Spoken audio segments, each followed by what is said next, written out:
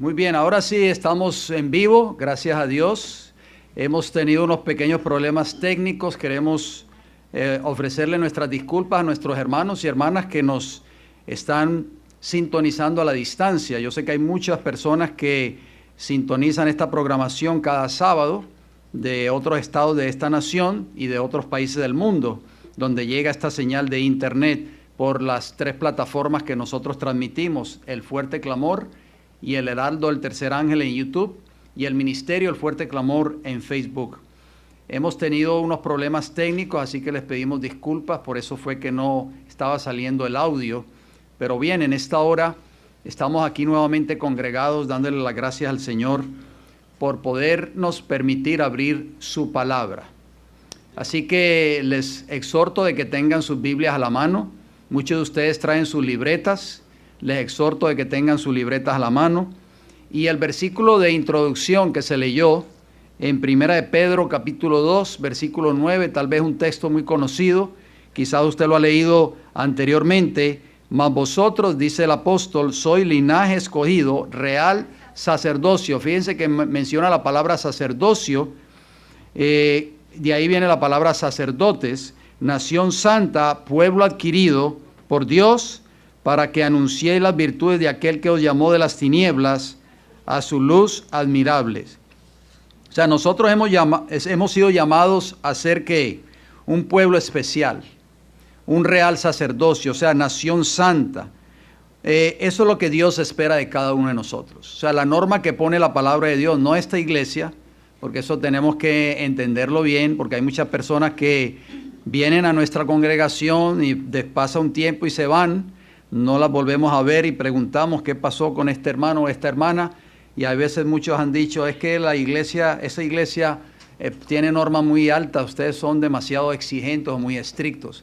Verdaderamente no es la iglesia, es la palabra de Dios que pone esas normas si nosotros algún día queremos llegar al reino de los cielos. Y ahí nos está diciendo este texto de 1 de Pedro 2:9, que Dios nos ha llamado a ser una nación santa, un pueblo adquirido por Dios, un linaje o descendencia escogido. Hemos sido escogidos.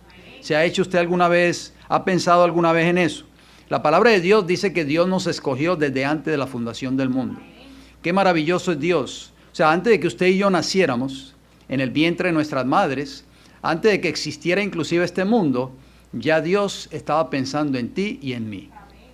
Yo me pongo a veces a pensar eso y leo esos textos y yo a veces no lo entiendo, ¿no? Mi mente quizás no lo puede comprender. ¿Por qué? Porque la mente de Dios es eterna. Dios ve el fin desde el principio. Y ya antes de que este mundo fuese creado, ya Dios estaba pensando en cada uno de los que estamos sentados en esta mañana escuchando este mensaje y en nuestros hermanos y hermanas que nos están viendo a la distancia. O sea que esta oportunidad nosotros no la debemos dejar pasar por alto. Porque Dios pensaba en ti y en mí, como leíamos en 1 de Timoteo capítulo 2, versículos 3 y 4, vuelvo y los leo porque no teníamos audio en ese momento cuando lo leí. Dice, porque esto es bueno y agradable delante de Dios, nuestro Salvador, el cual quiere que todos los hombres sean salvos y vengan al conocimiento de la verdad. Por eso es que tenemos que ir a la Escritura. Nosotros venimos aquí a la iglesia y eso es muy bueno, venir aquí a la iglesia. Es bueno congregarse, es bueno escuchar un mensaje de la palabra de Dios cada semana, pero nosotros no podemos conformarnos solo con eso. Nosotros tenemos que hacer nuestra propia tarea, es igual que cuando vamos a la escuela. Nosotros vamos a la escuela y escuchamos a los maestros que dictan clases de geografía, clases de historia, clases de ciencias, clases de gramática, en fin. Pero cuando llegamos a nuestros hogares, cuando éramos estudiantes, éramos jóvenes, o éramos estudiantes de la escuela primaria o secundaria, teníamos que hacer nuestras tareas. ¿Estamos de acuerdo, queridos hermanos y hermanas? Y yo déjeme decirle, yo voy a dar mi propio testimonio. Yo fui un mal estudiante cuando era joven. Muy mal estudiante. A mí no me gustaba hacer tareas. No me gustaba leer. Eso es lo que más no me gustaba. Pero ahora lo que más me gusta ahora a mí es leer. Todo lo contrario a lo que yo era antes, cuando era un adolescente, un joven, un niño. Pero me gusta leer lo que tiene que ver con lo espiritual, con mi salvación eterna. Y Dios, hermanos y hermanas, nos pide a nosotros que meditemos en esta pequeña historia que vamos a leer o a estudiar en esta hora. no tengo reloj, así que cuando sean las 3 de la tarde usted me hace señas para yo ir terminando entonces, porque parece que el reloj, no sé, no es de batería, no sé, porque aquí se fue la luz, pero el reloj tenía que haber seguido caminando. Sí. Pero no se angustien, no se preocupen que no voy a hablar tanto. En las Sagradas Escrituras, queridos hermanos y hermanas, a menudo encontramos historias buenas, hermosas, que nos enseñan lecciones importantes, que son historias inspiradoras, historias que nos dan esperanza, aliento y fe para seguir hacia adelante. ¿Estamos de acuerdo? Amén. Pero hoy vamos a meditar en una historia que es todo lo contrario. Una historia que trajo desgracia a un hogar. El pecado de 2 sacerdotes. Por eso el título de este tema de hoy es el pecado y la infidelidad de 2 sacerdotes. Terminó en un final trágico. ¿Y quiénes fueron estos 2 sacerdotes? Estamos hablando, cuando hablamos de sacerdotes, estamos relacionándolos con ese cuadro que ustedes ven ahí en la parte de atrás. El sacerdocio que fue establecido por Dios a través de la tribu de Leví, Aarón y sus descendientes. Estos 2 sacerdotes eran hijos de Aarón, hermano de Moisés, el primer sumo sacerdote cuando fue establecido el santuario en esta tierra. Esta historia está registrada en la Biblia, oigan bien, para que nosotros aprendamos de ella. Nosotros tenemos que aprender de lo bueno y también tenemos que aprender de lo trágico. ¿Estamos de acuerdo? ¿Para qué? Para que nosotros no tendamos en un futuro a repetir la historia. Dice, hay un dicho popular afuera en el mundo que dice que el que no conoce su historia está condenado ¿a qué? A repetirla. Por eso tenemos que conocer estas historias en la palabra de Dios. No importa cuán alto y sublime haya sido nuestro llamado o nuestra profesión como cristianos o como pueblo de Dios, tenemos que recordar siempre que el pecado y la infidelidad a Dios, oigan bien, ¿qué 2 cosas? El pecado y la infidelidad a Dios siempre van a traer consecuencias desastrosas a nuestras vidas. Por eso que Satanás está muy activo, siempre está tramando constantemente, maquinando constantemente la manera y la forma cómo hacernos caer en sus tentaciones, para que nosotros cedamos a ellas y cometamos pecado. Y esto no va a parar hasta que Cristo venga, por supuesto. Por eso es que el pueblo de Dios, nosotros como iglesia, tenemos que hacer cambio en nuestra vida, queridos hermanos y hermanas. Cambio en nuestros hogares, en nuestra vida personal. Es muy importante el culto devocional en el hogar, bien sea en la mañana o bien sea en la tarde. Pero cada uno de nosotros tenemos que hacer todo lo posible por tener nuestro propio culto devocional ante Dios. Tenemos que sacar tiempo para estudiar la palabra de Dios, para orar. Así como nos sentamos tal vez a ver un programa de televisión o noticias tal vez o lo que sea, nosotros tenemos que sacar tiempo para sentarnos individualmente y escudriñar las Sagradas Escrituras. Recuerden, la palabra de Dios tiene poder. Tiene poder para transformar nuestras vidas, tiene poder para cambiar nuestros caracteres, tiene poder para darnos fuerza para seguir adelante, tiene poder para ayudarnos a vencer las tentaciones de Satanás, tiene poder para ayudarnos a alcanzar la victoria sobre el pecado, sobre los deseos de la carne. Pero si nosotros descuidamos en nuestro estudio personal e individual el estudio de la palabra de Dios, pues nosotros podemos ser fácilmente presa de los ataques del enemigo. ¿Recuerdan los discípulos de Jesús cuando llegaron a Getsemaní? En las últimas horas de Cristo en esta tierra antes de ser arrestado. ¿Qué les dijo Jesús cuando Jesús fue a orar ante su Padre en Getsemaní? ¿Qué les dijo? 2 cosas les dijo: velad y orad, para que no entréis o caigáis en ¿qué? En tentación. Jesús se fue a un lugar un poco más profundo en el huerto, se arrodilló ante su Padre. Cuando regresó, ¿cómo estaban los discípulos? ¿Orando? ¿Estaban cómo? Durmiendo. Regresó por segunda vez, regresó nuevamente, fue ante su Padre, volvió y sus discípulos seguían durmiendo. Y hasta la tercera vez, Él tuvo que despertarlos. Los discípulos, cuando llegó la prueba, ¿qué hicieron? Todos huyeron.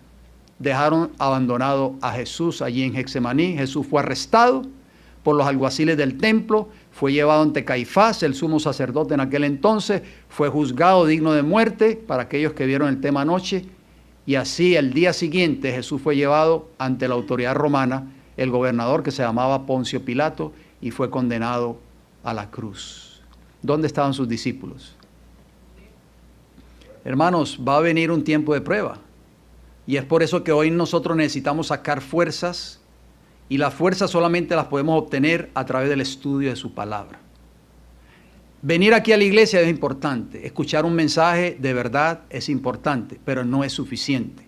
Es igual que usted, sería lo mismo como que usted comiera una sola vez en la semana.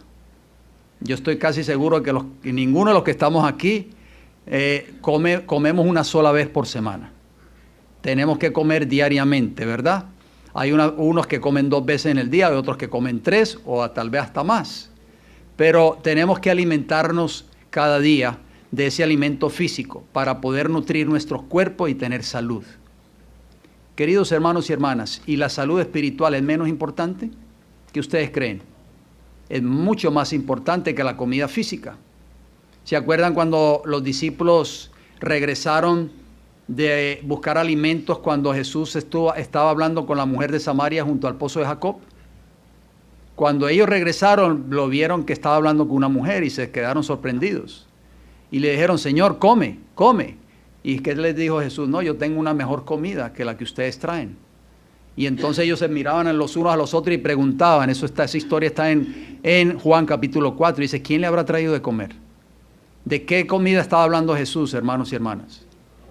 De esta comida. O sea, para Jesús no era prioridad tanto la comida física. La prioridad de Jesús era la comida espiritual. Gracias a esa entrevista que él tuvo con esa mujer allí junto al pozo de Jacob, esa mujer pudo conocer que estaba viviendo en pecado y pudo reconocer de que Jesús era el Mesías y necesitaba un cambio y una reforma en su vida. Abramos nuestras Biblias, por favor, en el libro de Levítico. El libro de Levítico es un libro que muchas personas no les gusta leer. Y ustedes dirán, ¿por qué? Porque dicen que ahí siempre están hablando de ofrendas, de animales, matar animales, derramar sangre, en fin. Pero en el libro de Levítico, en el capítulo 8 específicamente, vamos a leer unos textos allí muy interesantes. Espero que ustedes me sigan en sus Biblias. Levítico capítulo 8, versículo del 1 hasta el 9, hablando de la consagración de los hijos de Aarón. Aarón tuvo 4 hijos, varones. Oigan bien, todos ellos fueron consagrados para el sacerdocio.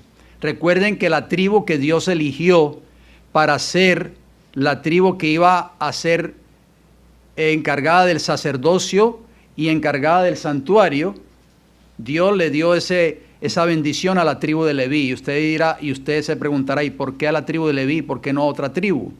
Jesús es descendiente de la tribu de Judá, ¿verdad que sí? Jesús no vino de la tribu de Leví, vino de la tribu de Judá. Y usted podrá decir, ¿por qué no se la dio mejor a la tribu de Judá, que de ahí descendió el Mesías? Bueno, la tribu de Leví, si usted estudia un poquito antes la historia, fue la única tribu que no se postró ante el becerro de oro que levantaron los israelitas cuando Moisés subió al monte a recibir el pacto de Jehová y veían que Moisés no bajaba del monte, pasaban los días y no bajaba y creyeron, este hombre no va a volver. Se acercaron a donde Aarón y le dijeron, haznos dioses que podamos adorar. Y entonces Aarón les hizo ese becerro de oro y fue adorado.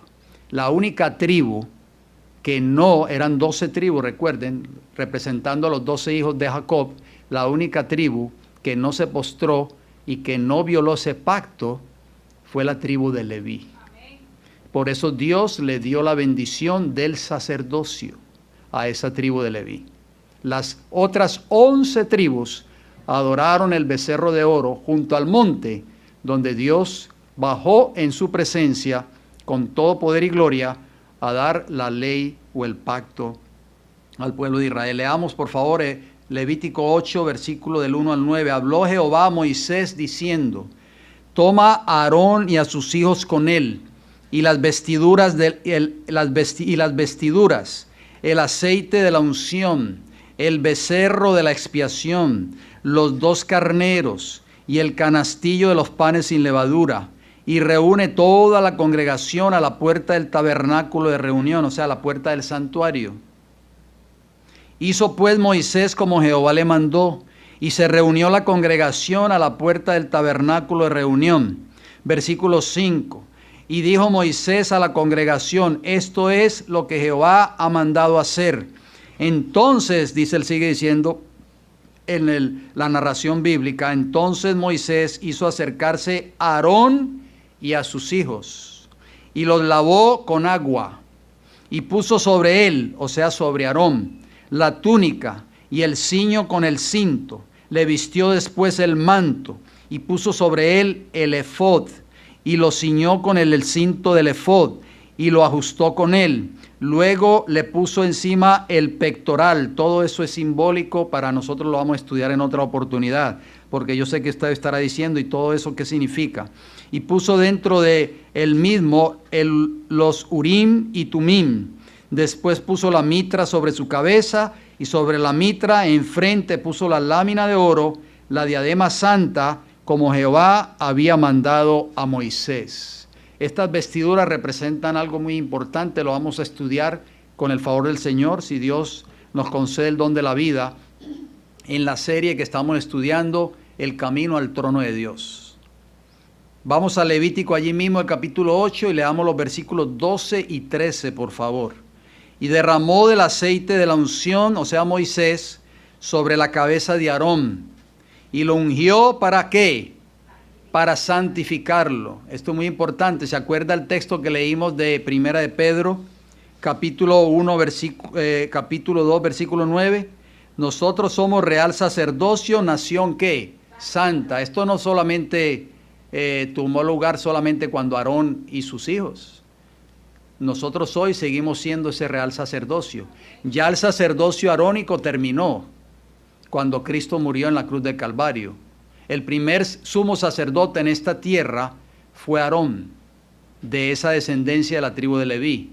El último sumo sacerdote en esta tierra, representando allí el santuario, por supuesto, fue Caifás, que fue el que condenó a Jesús a la muerte.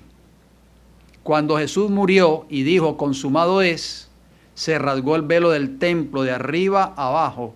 En otras palabras, daba a entender que había terminado ya o había concluido la muerte de animales, el derramamiento de sangre, los sacrificios, o sea, la ley ceremonial y el sacerdocio arónico. Ya nosotros no necesitamos de ir a donde un sacerdote o a donde un párroco o donde a un pastor o ministro para ir y confesar nuestros pecados, porque nuestro gran sumo sacerdote, que es Cristo Jesús, está en el cielo y está intercediendo por ti y por mí, que es dicho sea de paso, es el único intercesor en el cielo. No hay dos, no hay tres. Así que cuando usted se arrodilla en su hogar, hermano y hermana que me escucha, como dice Mateo capítulo 5, entre a su aposento, cierre la puerta y preséntese ante su gran sumo sacerdote, que es Cristo Jesús. A Él es que tenemos que ir, a Él es que tenemos que orar, a Él es que tenemos que clamar, a Él tenemos que pedirle que interceda en favor nuestro ante su Padre Celestial. Es el único intercesor, no hay dos, no hay tres, no hay cuatro, es solamente uno, y se llama Cristo Jesús. Vayamos allí a Levítico 8, versículo 24. Y versículo 30 y 33. Estoy cortando los textos porque el tiempo no me daría, pero vamos a leer Levítico 8, 24. Hizo acercarse luego a los hijos de Aarón, y puso Moisés de la sangre sobre el lóbulo de sus orejas derechas. O sea, hizo un pacto con estos hijos de Aarón. Con sangre se confirmó ese pacto. No se confirmó ese pacto con la sangre de Cristo por nosotros en la cruz del Calvario. Cuando Jesús estuvo con sus discípulos en el aposento alto, ¿qué les dijo? Este es el pacto que haré con vosotros. Ese vino, fruto de la vid sin fermentar, representaba ¿qué? La sangre de Cristo Jesús. Ese pan quebrantado representaba el cuerpo de Cristo, la vida de Jesús. Dice que esa sangre era colocada sobre el lóbulo de sus orejas derechas, sobre los pulgares de sus manos derechas y sobre los pulgares de sus pies derechos. O sea, todo tenía que ser consagrado, la cabeza, las manos, los pies, o sea, todo el cuerpo entero. Queridos hermanos, mire, vamos a hacer una pausa. Vamos a leer terminar de leer el versículo 24. Y roció Moisés la sangre sobre el altar alrededor. Esto es un llamado para nosotros hoy. Dios pide de ti, ¿cuánto pide Dios de ti? ¿El 50% solamente? Todo, desde la cabeza hasta los pies. Y muchas personas hoy no están dispuestas a darle a Dios todo. Quieren darle solamente un porcentaje, un 25% tal vez. No solamente yo voy a venir a la iglesia, yo creo que Dios, mientras yo venga a la iglesia, eso es suficiente, dicen muchos. Pero Dios pide todo de nosotros, por eso la sangre fue puesto sobre las orejas de los hijos de Aarón, sobre los pulgares de las manos y sobre los pies, indicando de que estaban siendo consagrados completamente. Y eso es lo que Dios pide de ti y de mí hoy. Quiere que tú te consagres a Él todos los días, no solamente los sábados cuando venimos a la iglesia. Versículo 30 de Levítico 8. Luego tomó Moisés del aceite de la unción y de la sangre que estaba sobre el altar y roció sobre Aarón y sobre sus vestiduras, sobre sus hijos y sobre las vestiduras de sus hijos con él, y santificó a Aarón y sus vestiduras y a sus hijos y las vestiduras de sus hijos con él. De la puerta del tabernáculo de reunión, voy a leer el versículo 33 ahora, de la puerta del tabernáculo de reunión no saldréis en 7 días, les dijo Jehová a través de Moisés, hasta el día que se cumplan los días de vuestras consagraciones, porque 7 días seréis consagrados. Interesante, ¿verdad que sí? Bueno, déjenme leerles un pensamiento de un libro que tal vez ustedes tienen en sus hogares. Ese libro se llama Patriarcas y Profetas. Si usted no lo tiene en formato de libro, usted lo puede leer en sus tabletas o en sus celulares. Usted puede bajar el libro completamente gratis a sus aparatos electrónicos. Usted busca el libro Patriarcas y Profetas, le aconsejo que lea el capítulo 31, que lleva como título El pecado de Nadab y Abiú. Estos fueron los 2 hijos de Aarón que tristemente se olvidaron del pacto que habían hecho con Jehová de una completa consagración a Dios. Hermanos, es por eso que nosotros no podemos olvidarnos de este pacto. ¿En qué momento nosotros hicimos un pacto con Dios? En el momento que descendimos a las aguas bautismales. ¿Estamos de acuerdo?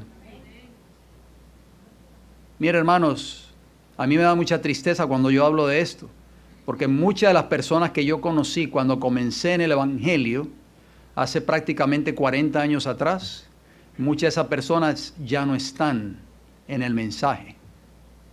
¿Qué ha pasado con el pacto que ellos hicieron con Dios? ¿Qué pasó con ese pacto de consagración que ellos prometieron a Dios que iban a ser fieles a Él para siempre? Eso fue el pacto que hicieron Aarón y sus hijos. Escuchen esta declaración que se encuentra en Patriarcas y Profetas, la página 373. Dice, todo se había hecho conforme a las instrucciones de Dios. Y el Señor aceptó el sacrificio y reveló su gloria de una manera extraordinaria. Descendió fuego de Dios y consumió la víctima que estaba sobre el altar. El pueblo observó estas maravillosas manifestaciones del poder divino con reverencia y sumo interés. Las tuvo por señal de la gloria y el favor de Dios. Y todos, a una, elevaron sus voces en alabanza y adoración. Y se postraron como si estuvieran en la inmediata presencia de Jehová.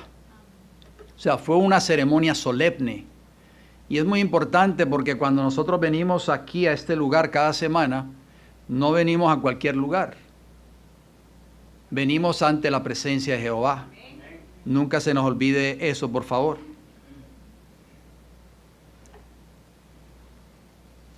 Dice el libro de Éxodo, ya les voy a dar la referencia, no tienen que buscarlo, y también que se santifiquen los sacerdotes que se acercan a Jehová, para que Jehová no haga en ellos estrago.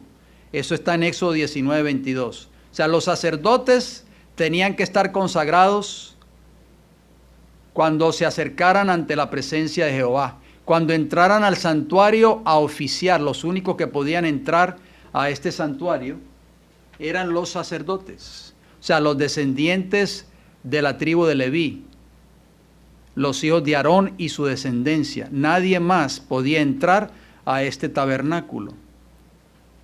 Es interesante, hermanos y hermanas, porque hoy ustedes y yo, gracias a la muerte del Cordero Pascual, que es Cristo Jesús, Jesús, cuando se rasgó ese velo del templo de arriba abajo, cuando Él murió en la cruz del Calvario, eso da a indicar que ustedes y yo ya no necesitamos de un sacerdote que nos represente para estar delante de la presencia de Dios. Ustedes y yo podemos entrar libremente a través de la oración ante la misma cámara secreta de Jehová. Y esto es maravilloso. Muchas personas a veces no lo ven de esa manera. Pero la Biblia dice que al nosotros ser un linaje escogido y real sacerdocio, ¿cómo debemos de presentarnos cada vez que venimos aquí ante la presencia de Dios? ¿De qué manera? ¿De qué manera nosotros venimos? ¿Con qué espíritu tú y yo venimos a presentarnos semanalmente delante de la presencia de Jehová? Hoy se ha perdido mucho, aún en las iglesias del pueblo de Dios, el espíritu de reverencia. ¿Por qué? Porque los hermanos se han olvidado de estas verdades que enseña la palabra de Dios. Y es por eso que nosotros queremos siempre hacer énfasis, el hermano Freddy lo dice cada sábado. Tratemos de apagar nuestros teléfonos móviles o nuestros aparatos dispositivos. ¿Por qué? Porque cuando nosotros venimos aquí, venimos ante la presencia del Señor. No venimos a santificarnos aquí a la iglesia, tenemos que venir ya santificados. Tenemos que venir con un espíritu de adoración. Pero lamentablemente muchas personas no entienden estas verdades. Y es por eso que nosotros necesitamos volver a la Escritura y entender lo que significa ser santificados cuando nosotros nos acercamos ante la presencia de Jehová. ¿Qué sucedió?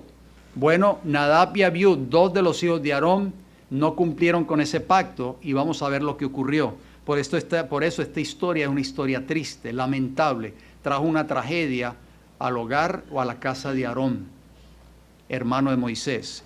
Levítico capítulo 10, leamos por favor Levítico capítulo 10 y vamos a leer los versículos 1 y 2. Dice el Señor: Nadab y Abiú, hijos de Aarón, tomaron cada uno su incensario y pusieron en ellos fuego,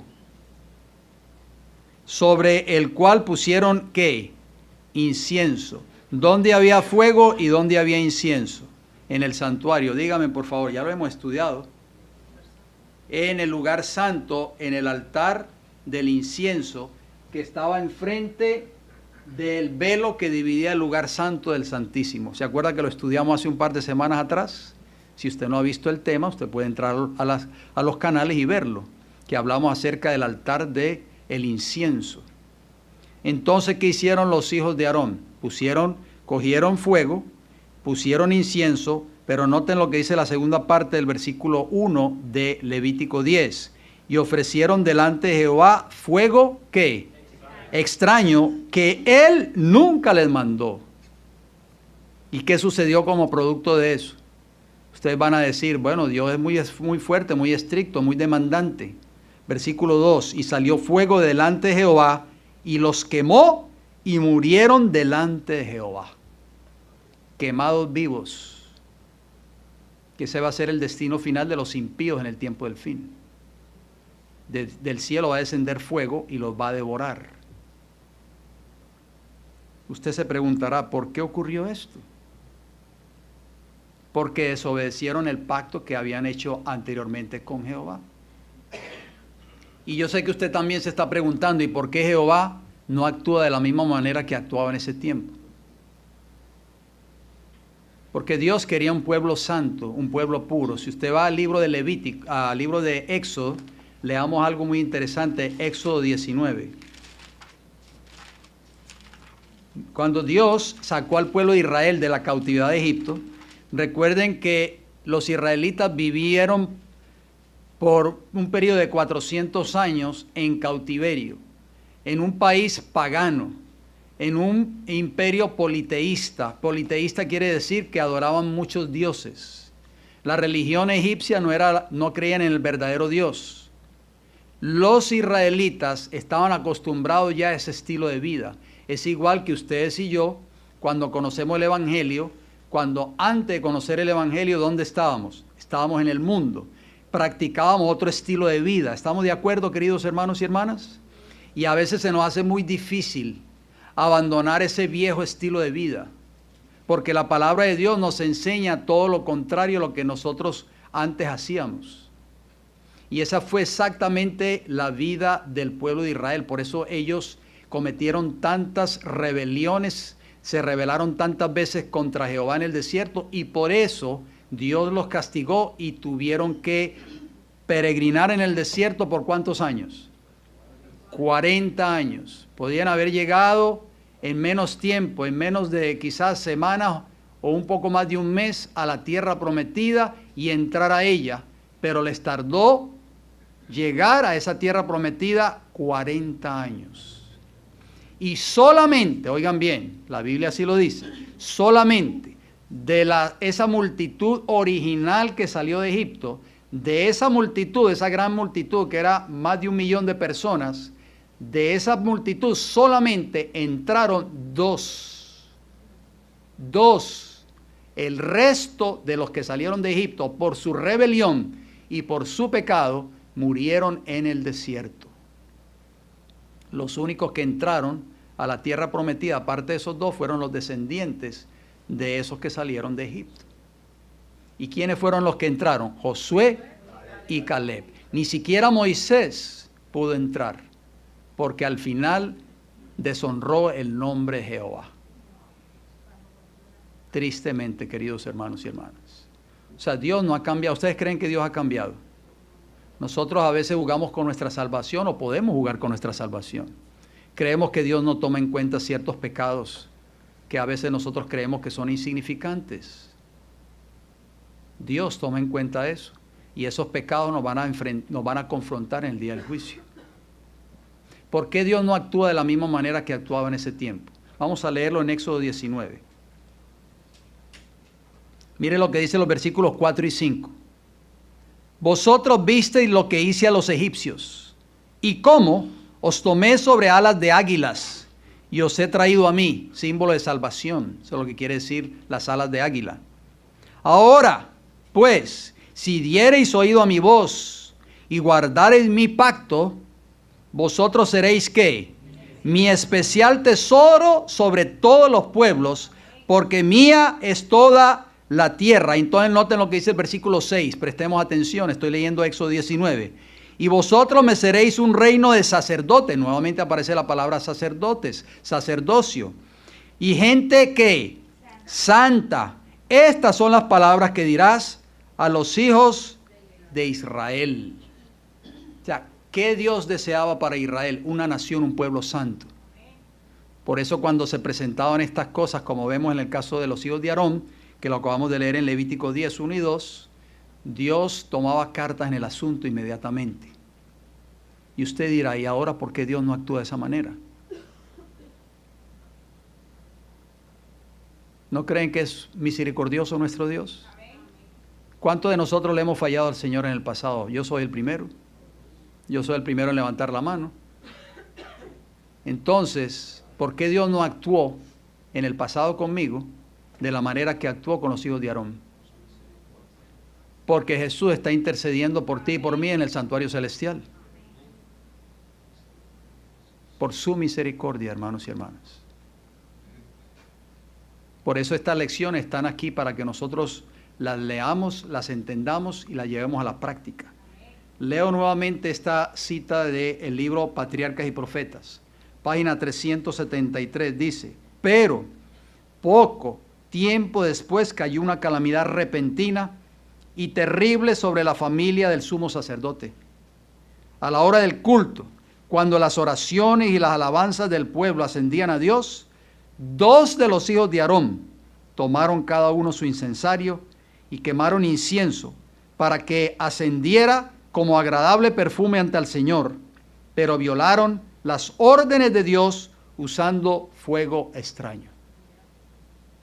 Para quemar el incienso se valieron de fuego común, en lugar del fuego sagrado que Dios mismo había encendido y cuyo uso había ordenado para este objeto. Por causa de este pecado, salió fuego de la presencia del Señor y los devoró a la vista del pueblo. Hagamos una pausa ahí. Repito, Patriarca y Profetas, página 373. Esto está en el capítulo 31 de ese libro. Si usted tiene la oportunidad esta tarde en su casa, cuando esté más descansado o descansada, léanse ese capítulo. Es un capítulo muy importante. Es corto, no es muy largo. En el lugar santo estaba el altar del incienso. Allí entraba Aarón, lo estudiamos hace un par de semanas atrás. Entraba Aarón, el sumo sacerdote, y presentaba el incienso de la mañana y el incienso de la tarde. Y alistaba las lámparas, porque esas lámparas, la lámpara de los 7 brazos tenía que estar encendida siempre, no se podía apagar. El suministro de aceite que hacía arder esas lámparas. ¿Están de acuerdo? Lo estudiamos hace unas 2 semanas atrás. Entonces, ¿por qué ocurrió esta tragedia?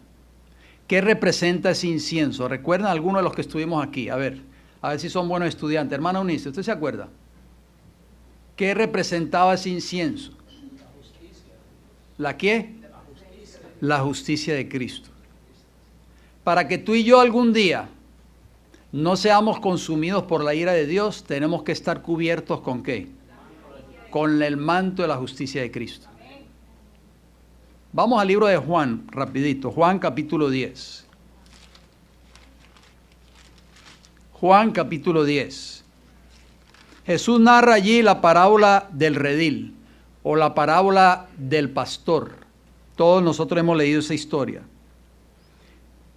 Juan capítulo 10, versículo 1. ¿Qué dice? De cierto os digo, el que no entra por la puerta en el redil de las ovejas, sino que sube por otra parte, ese es ladrón y salteador. Mas el que entra por la puerta, el pastor de las ovejas es. Versículo 3. A este abre el portero y las ovejas oyen su voz. Y a sus ovejas llama por nombre y las que las saca. ¿Y qué dice el versículo 7? ¿Quién representaba esa puerta? De cierto os digo, yo soy la puerta de las ovejas. Amén. Hermanos, observemos este cuadro, por favor.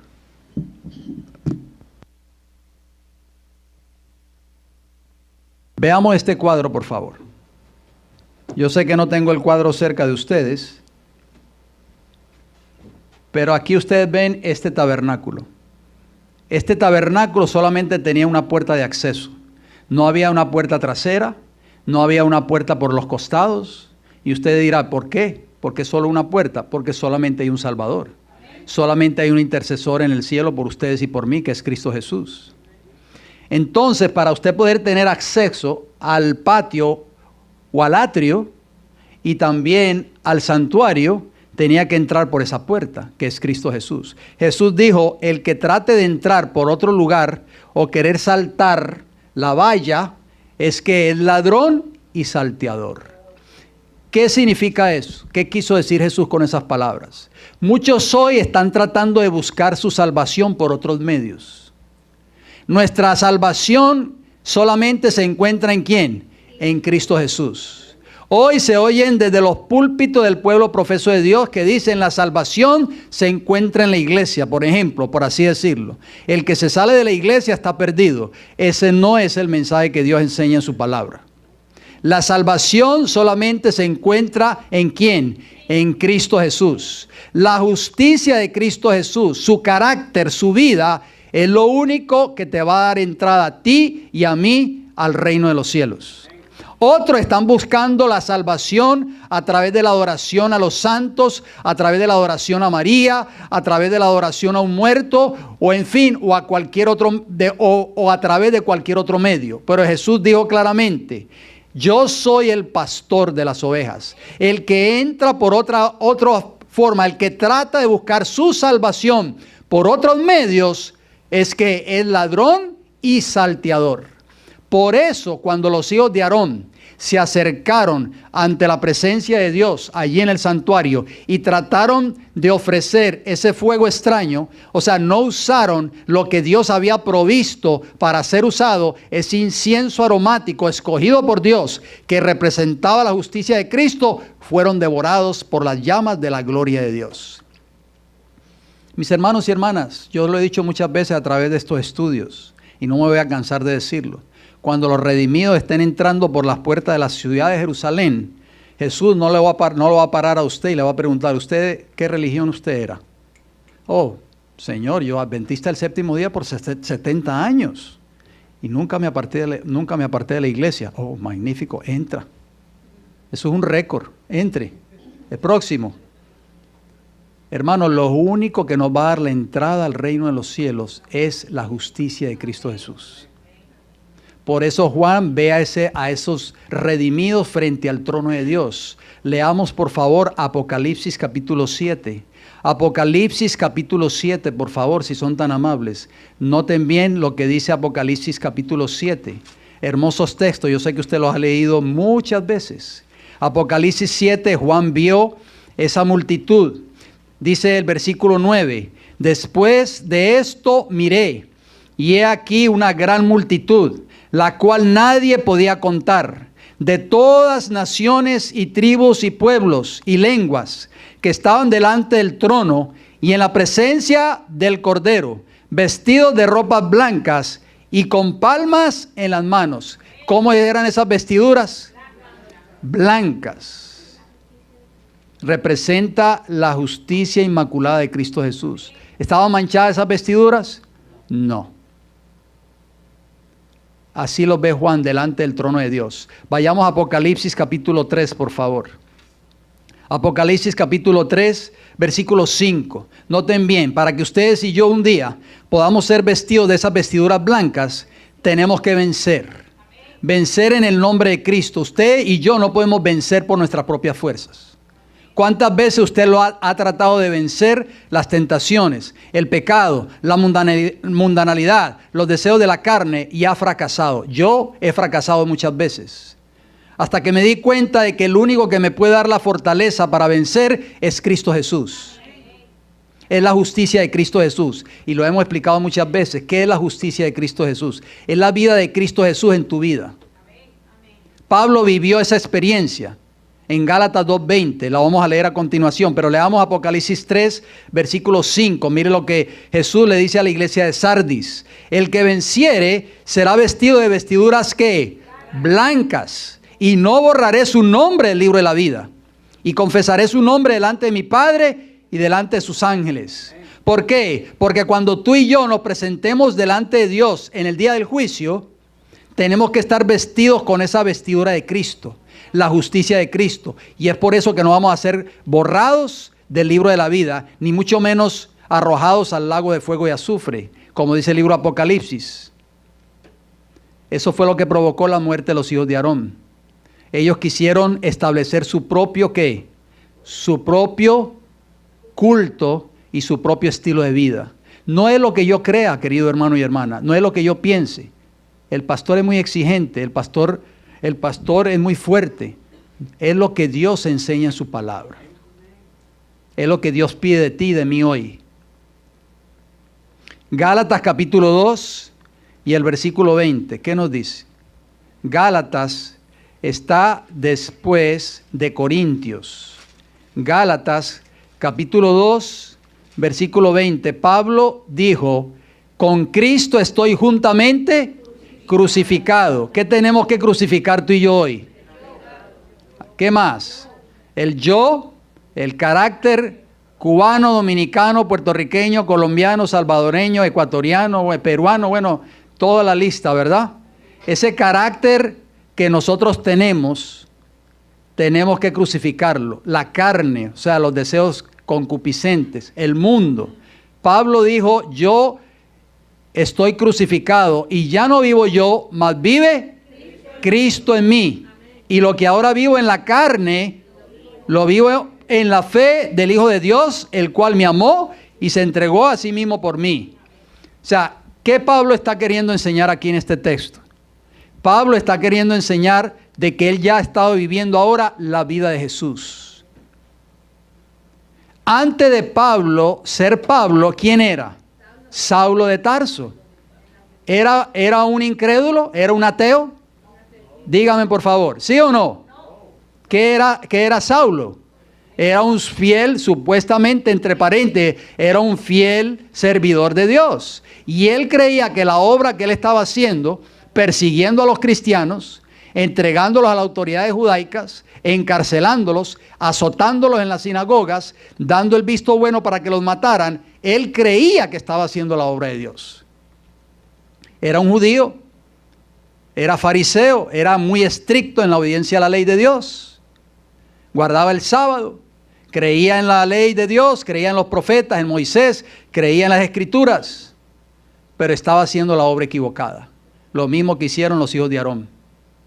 Estaba haciendo todo lo contrario a lo que Dios establece en su palabra.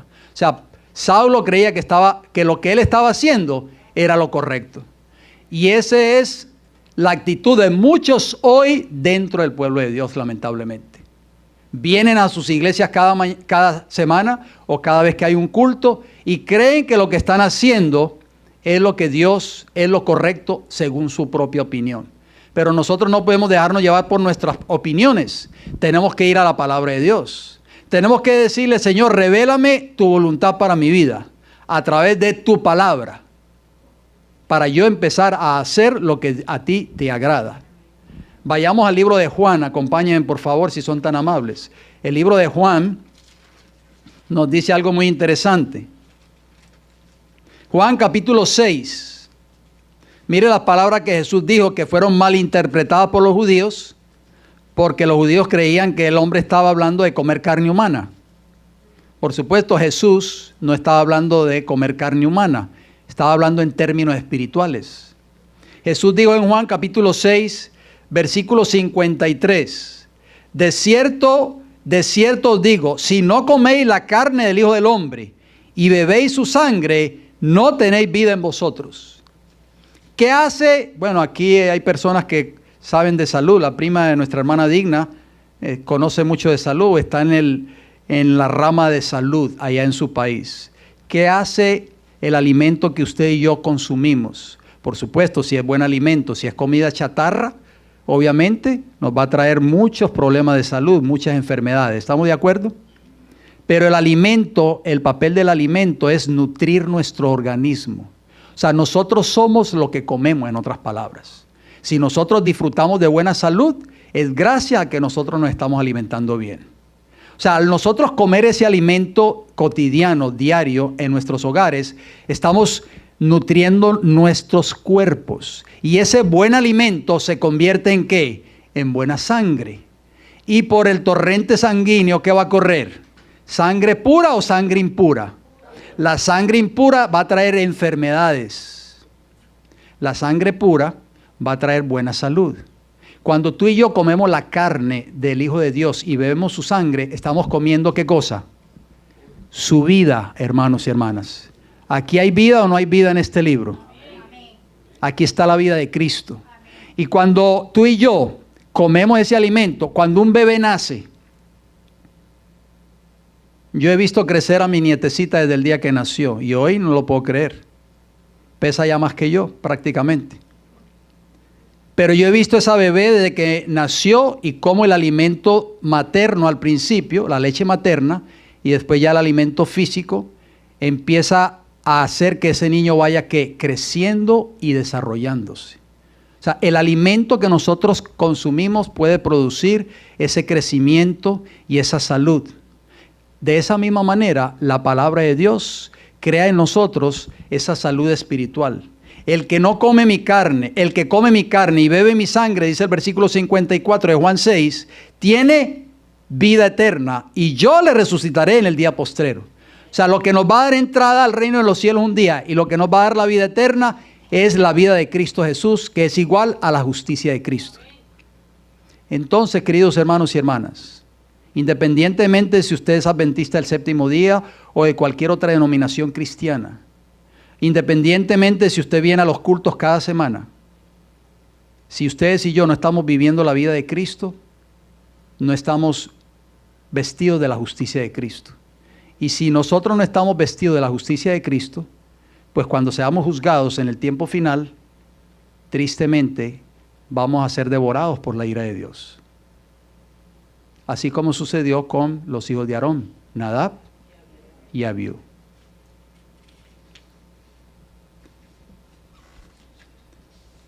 Voy a mencionar un puntito aquí rápido para ir terminando, y tiene que ver con la educación de los hijos. Aarón fue un hombre de por sí, aunque Dios lo perdonó y todo, pero demostró ser un hombre débil desde el principio. Se dio ante las demandas del pueblo de Israel para que edificara ese becerro de oro, y también fue muy negligente en cierta parte con la crianza de sus hijos. Y esto es un mensaje para los padres que estamos aquí en esta hora, que estamos todavía prácticamente educando a hijos que están debajo de nuestro techo. Ya el día que ellos salen de nuestros hogares, pues ya ellos han hecho su vida, han tomado sus decisiones. Pero mientras nuestros hijos estén bajo nuestro techo, queridos hermanos y hermanas, tenemos que aplicar la regla de Josué capítulo 24. Yo y mi casa serviremos a Jehová. Cuidado que no seamos negligentes como padres. Que nuestros hijos viviendo bajo nuestro techo estén violando la ley moral de Dios. Porque Dios nos va a pedir cuenta de eso en el día del juicio. Leamos por favor, volvamos a Levítico capítulo 10. Levítico capítulo 10, donde estábamos anteriormente.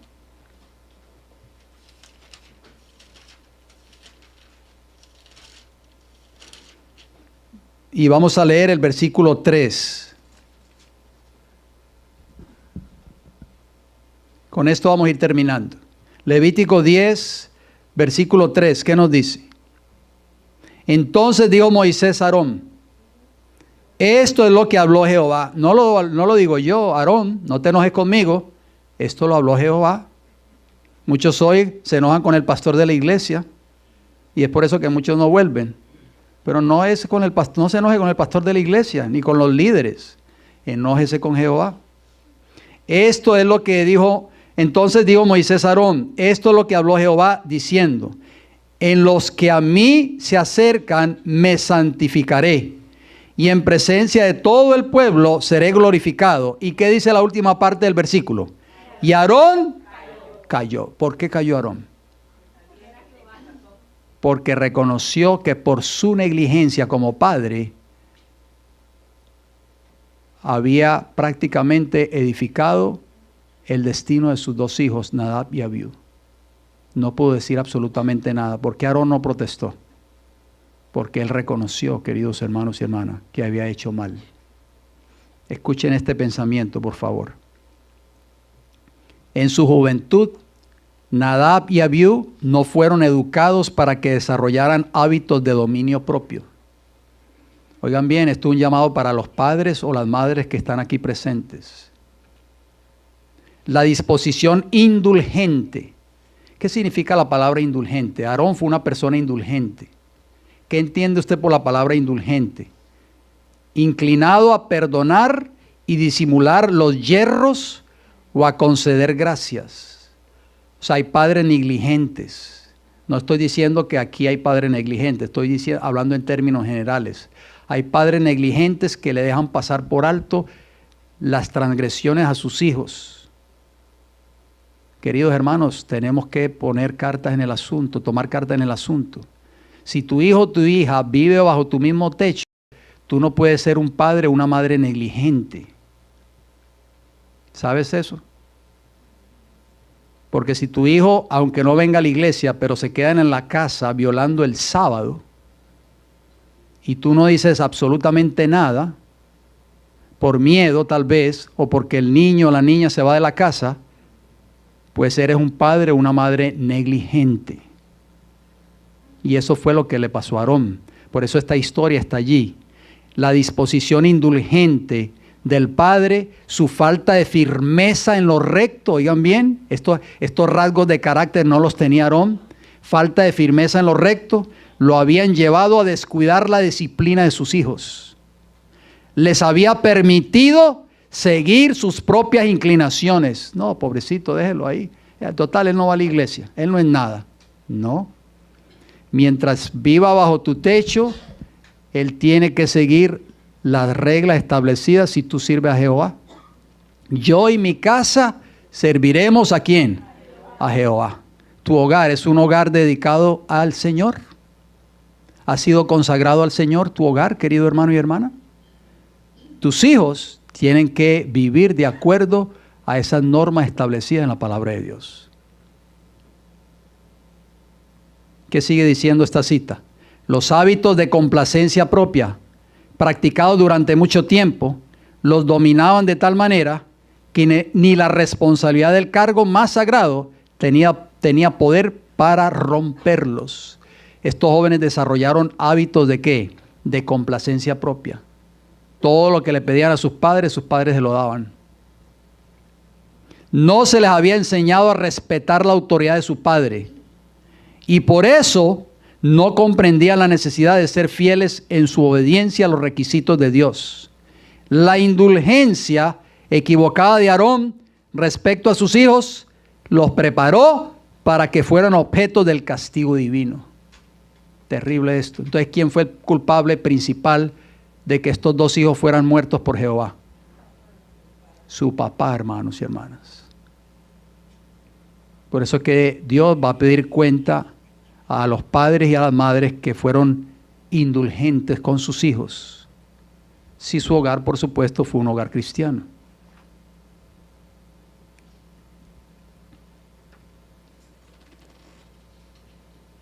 La ira de Dios va a ser desatada sobre esta tierra muy pronto. Vamos a leerlo en Apocalipsis capítulo 16. Y con estos textos terminamos. Apocalipsis 16.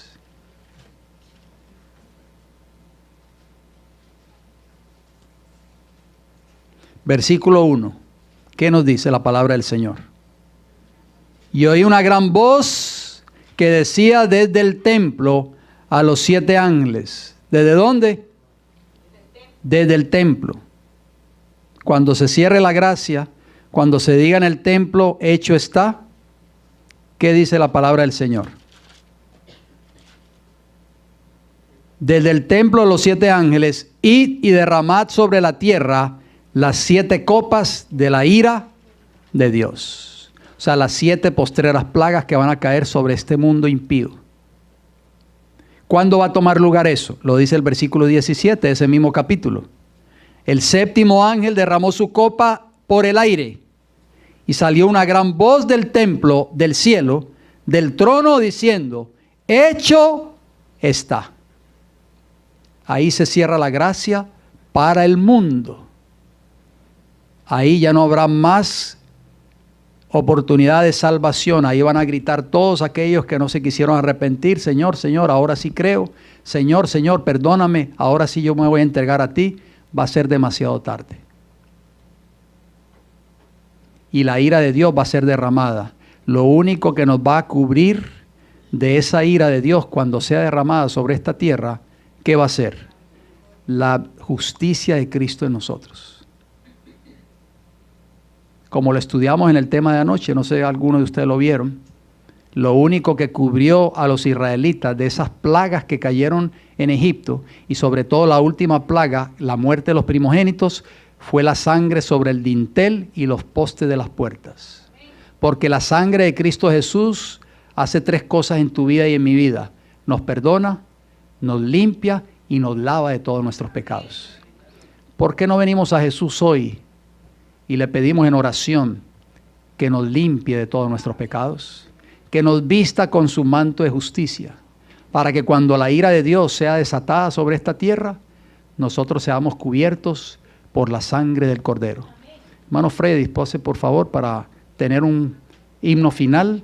Les voy a pedir, si son tan amables, de que se pongan de pie y abramos nuestros himnarios y cantemos con gozo en nuestros corazones. Alabemos el nombre del Señor en esta hora y cantemos este himno final que el hermano Freddy lo va a anunciar a continuación.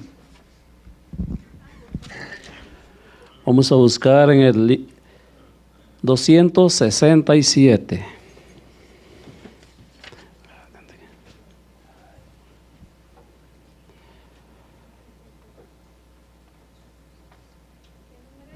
Dos, seis, siete.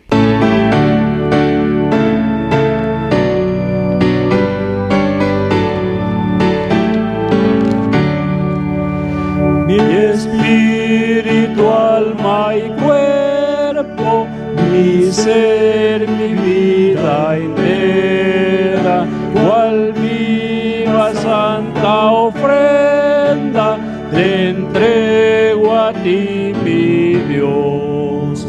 Mi todo a Dios consagro, en Cristo el vivo altar. Descienda al fuego santo, su sello celestial. Soy tuyo, Jesucristo, comprado con tu sangre. Haz que contigo ande en plena comunión. Mi todo a Dios consagro, en Cristo el vivo altar. Descienda al fuego santo, su sello celestial. Espíritu divino del Padre, la promesa, sedienta mi alma anhela de ti la santa unción. Mi todo a Dios consagro, en Cristo el vivo altar. Descienda al fuego santo, su sello celestial. Amén. Hermosa promesa en ese himno maravilloso. Pidámosle al Señor que podamos tomar la decisión hoy de consagrar toda nuestra vida al Señor. Vamos a ir de rodillas, por favor, si son tan amables, para terminar con una palabra de oración.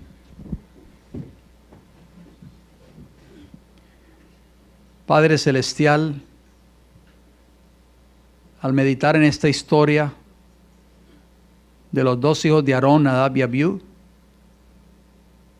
nos llena de tristeza y de dolor, Señor, de un padre ver que sus dos hijos fueron consumidos por el fuego de Jehová. Aquí hay muchas madres y padres presentes en esta congregación y ninguno de nosotros queremos ver morir a un hijo, y menos en una circunstancia tan trágica como esta. Pero sabemos, Padre, que de acuerdo al relato bíblico y al espíritu de profecía, estos hijos terminaron ser negligentes, desobedientes a Dios por la falta de temple de su propio padre, que fue Aarón. Ayúdanos, Señor, a educar a nuestros hijos en el camino de salvación, a inculcarles siempre los buenos principios, sobre todo la obediencia a Dios primeramente y el respeto a Dios aún en nuestros hogares. Le rogamos de todo corazón que usted nos ayude a honrar a Dios por sobre todas las cosas, aún por sobre nuestros hijos, aún por sobre nuestros familiares. Jesús dijo: el que no dejare padre o madre o hijos por causa de mí, no es digno de ser llamado mi discípulo. Muchos hoy están poniendo primero a sus hijos en vez de la fidelidad al Dios eterno. Ayúdanos, Señor, a ser cubiertos en esta hora con el manto de la justicia de Cristo. Amén. Lo único que nos dará entrada un día al reino de los cielos. Lo único que nos protegerá cuando la ira de Dios sea derramado sobre esta tierra. ¿Y qué es el manto de la justicia de Cristo? La vida de Jesús en nosotros. ¿Y cómo lo obtenemos? Tal vez muchos de los que están aquí presentes se estarán haciendo esa pregunta. Comiendo diariamente este pan espiritual que es la palabra de Dios. Al comer de ella, Señor, cada día usted nos va a ir instruyendo y enseñando de cómo vivir de acuerdo a la voluntad expresa en su palabra y así nosotros poder aprender a vivir la vida de Jesús. Gracias, Señor, por su amor y misericordia, porque usted todavía, como dice el profeta Jeremías en el libro de Lamentaciones, sus misericordias son nuevas cada mañana. Y no hemos sido consumidos, no hemos sido destruidos, gracias a su misericordia. Gracias porque Jesús todavía sigue intercediendo por nosotros. Todavía está abierta esa puerta a la misericordia. Muy pronto se va a cerrar para siempre. Y los que estén afuera van a gritar, van a clamar, van a pedir con lágrimas que les abran, pero va a ser demasiado tarde. Señor, si hay algún hermano o hermana aquí presente, algún joven o alguna señorita aquí presente, algún niño o niña, o nuestros amigos y hermanos que nos están viendo a través de esta programación, todavía no ha hecho una entrega completa a Jesús, permita que el Espíritu de Dios toque su corazón, para que él tome esa decisión o ella tome esa decisión de entregar y consagrar completamente su vida a Jesús, nuestro Salvador. Padre Santo, muy pronto esa puerta a la misericordia será cerrada y ya no habrá más oportunidad de salvación. Ayúdanos a aprovechar este poquito tiempo que tenemos todavía para hacer un cambio completo y radical en nuestras vidas y finalmente tomar la decisión de abandonar el mundo, abandonar Egipto, espiritualmente hablando, abandonar el pecado en nuestras vidas y consagrarnos completamente a Jesús. Bendiga los alimentos que hemos de compartir y provéaselo a aquellos que no los tienen, sobre todo aquellos que están en países donde hay tanta miseria y tanta hambre y tanto dolor. Oramos por nuestros hermanos de Nicaragua, especialmente allí por la iglesia de Palos Negros y sus alrededores. Protege a ese pueblo suyo, Señor, que le es fiel a usted allá en Nicaragua. Y oramos por todos nuestros hermanos nicaragüenses, porque sabemos, Padre, que Satanás está destruyendo a miles y a millones de personas hoy en el mundo para que estas personas bajen al sepulcro sin estar preparados para ser sellados para vida eterna. Sabemos que todo esto que está sucediendo es que Satanás está trabajando porque el Espíritu de Dios se está apartando cada día más y más de los corazones de los hombres. Acompáñanos en esta hora, se lo pedimos todo y le damos las gracias en el nombre de Jesús. Amén, Señor.